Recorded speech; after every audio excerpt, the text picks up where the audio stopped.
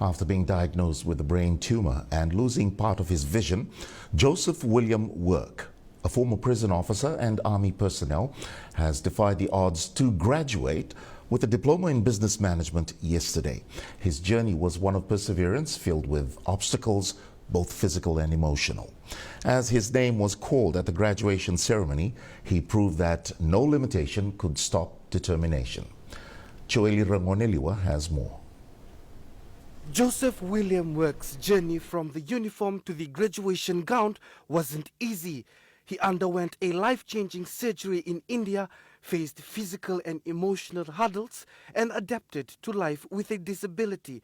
But yesterday, as his name was called at the graduation ceremony, his perseverance spoke louder than any challenge he's faced. Firstly, it was my disability, to be disabled and just currently and then trying to study and for a normal person it would be normal. For a disabled person, it's like double effort. So it taught me challenges,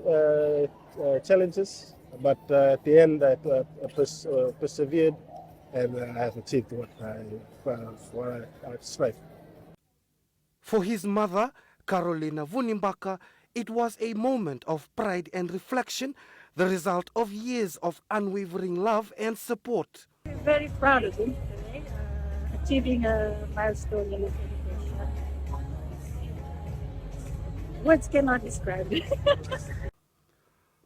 Work now hopes his story inspires others living with disabilities or anyone who has ever felt like giving up. Yes, all I can say is believe in yourself first. Secondly, listen also to your family members and those who are supporting you. And there's nothing to be worried, nothing to worry about. If there's a will, there's a way. Work's achievement stands as a powerful reminder that with support, belief and resilience, no dream is ever out of reach. Choeli Rangoneliwa, Fiji 1 News.